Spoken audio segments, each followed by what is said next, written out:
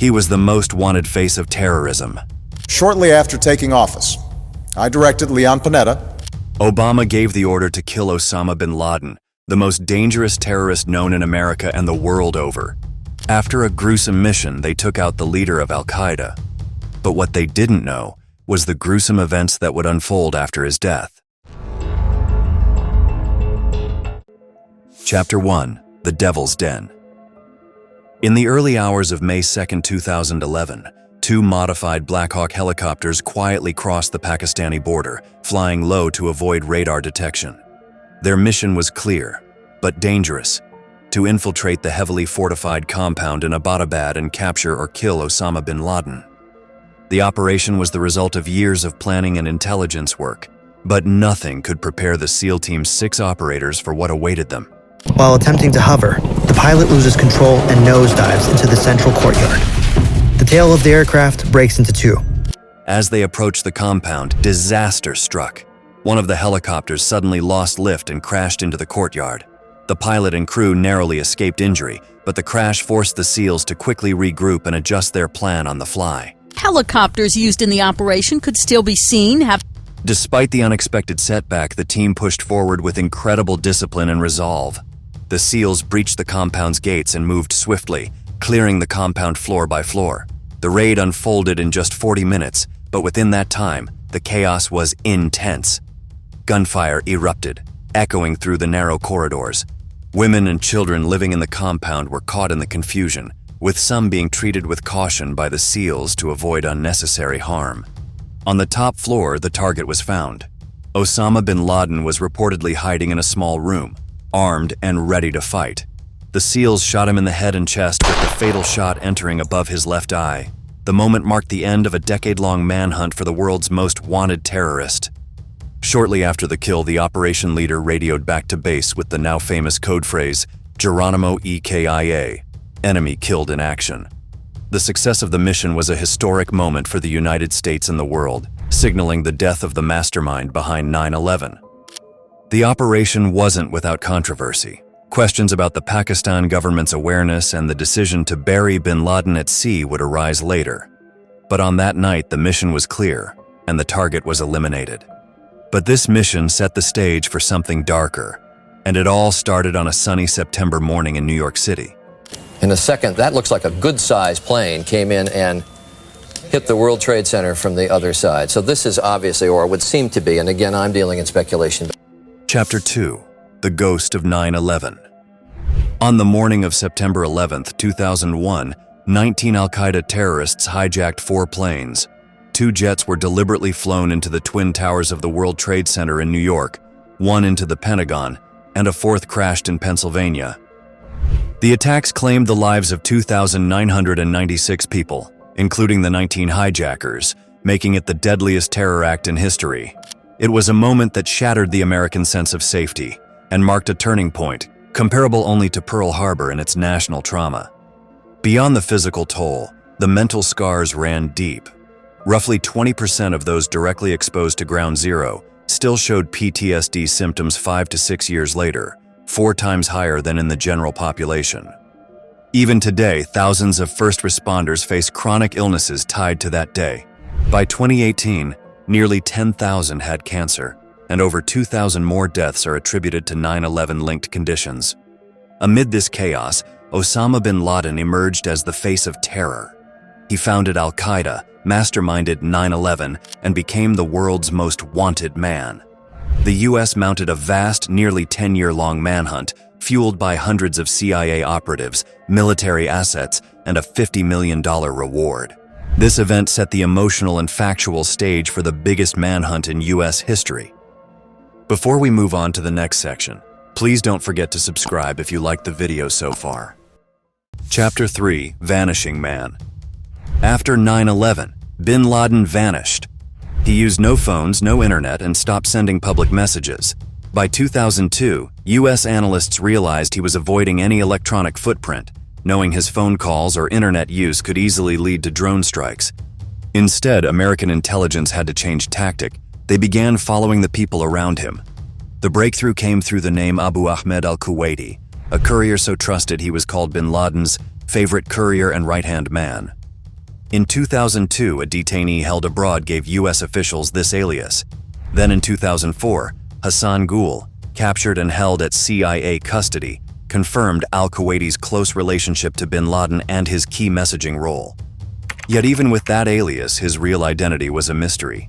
It wasn't until around 2007 that analysts discovered his real name, later revealed as Ibrahim Saeed Ahmed, also known as Arshad Khan, and confirmed he lived in Pakistan. Now equipped with a name, the CIA and NSA ramped up traditional surveillance, wiretaps, phone metadata, and NSA intercepts. In mid-2010, Ahmed made a critical mistake. He called someone under NSA surveillance.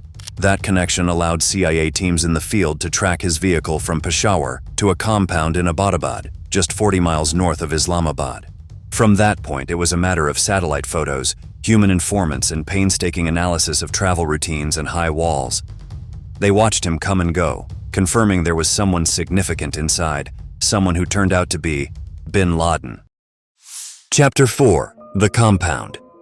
According to satellite photos provided by the U.S. military. On Tuesday, local residents and journalists were roaming the outside of the compound. In 2010, after years of tracking his couriers, the CIA zeroed in on a compound in the city of Abbottabad, Pakistan. Located about 40 miles north of Islamabad, the compound immediately raised red flags. It was surrounded by 12 to 18-foot high walls topped with barbed wire, unusually tall and fortified for a normal home. The residents took extreme measures to avoid detection. There were no internet or phone lines coming in or out, no visitors allowed, and the windows were covered with heavy screens to block any view. Surveillance teams watched the compound for months, but could never get clear, close-up images of who lived inside. The tall man seen walking the yard caught their attention. He was never filmed face-on, only glimpsed from a distance, making his identification difficult. The man appeared to live a very controlled, secretive life, unlike any typical local resident. Despite intense monitoring, no definitive proof showed that bin Laden was inside. Connected by a bundle of bare cables to a satellite receiver. The government did not release the audio of the home movie, but bin Laden is watching a broadcast of one of al-Qaeda's many terror messages. Intelligence officers often said, "We don't have proof it's bin Laden, but who else lives like this?" The level of security and secrecy was almost unheard of in the area. The compound covered roughly 12,000 square feet with an internal courtyard, and its design suggested someone was trying to avoid all electronic tracking or physical spying. This eerie silence, combined with the extreme isolation, convinced the CIA that this was not just any house. It was a fortress hiding a high-value target. The world's most wanted man might be hiding right behind those walls, safe for now, but vulnerable to discovery. Chapter 5: Obama's Green Light. When the president walked into this little conference room, there was a brigadier general sitting at the... When the CIA finally identified the Abbottabad compound as the likely hideout of Osama Bin Laden, President Barack Obama faced one of the most critical decisions of his presidency. He had two stark options: launch an airstrike and bomb the compound from afar, or send in American troops to capture or kill bin Laden directly. Both choices carried immense risks. A bombing could kill civilians, inflame anti-American sentiment, and leave doubts about bin Laden's fate. Sending in SEAL Team 6 meant risking the lives of elite soldiers deep inside Pakistani territory, potentially triggering a diplomatic crisis if things went wrong. After intense briefings and deliberations with his national security team, Obama gave the green light for a covert helicopter raid. The mission was named Operation Neptune Spear, reflecting its sharp and focused nature. Months of preparation followed, involving detailed rehearsals using a full-scale replica of the compound. SEAL Team 6, the Navy's most elite counterterrorism unit, was chosen for the task, known for precision and daring raids in hostile environments. The stakes couldn't have been higher. One wrong move could cost lives, spark war with Pakistan, or let the world's most dangerous man slip away once again. But from posterity, we know that didn't happen. After a firefight, they killed Osama bin Laden and took custody of his body. Bin Laden was dead, but not the organization. Want to understand the world better? Start with history and subscribe to our channel.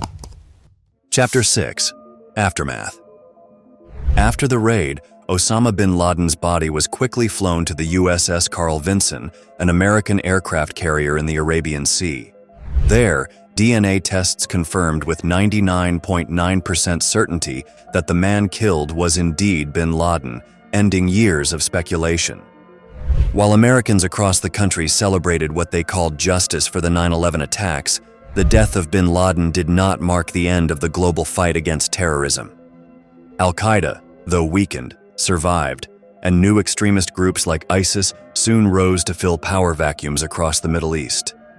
The operations symbolized a moment of closure for many, but for the broader war on terror, it was just another chapter. The legacy remains complicated. Bin Laden was gone, but peace was still elusive. So, was this justice truly served, or was it simply a powerful symbol in a long ongoing conflict? Let us know in the comments below. Here's another video history buffs enjoyed watching. Bye for now.